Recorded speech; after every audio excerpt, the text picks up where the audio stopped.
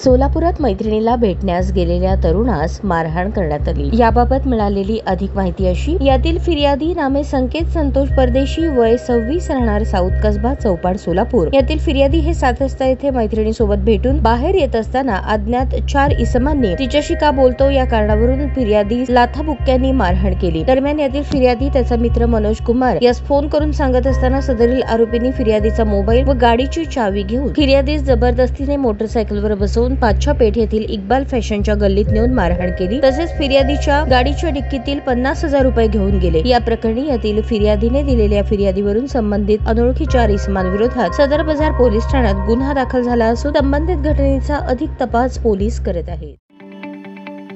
ताज्या बातम्या पाहण्यासाठी प्राईम महाराष्ट्र न्यूज चॅनलला सबस्क्राईब करा।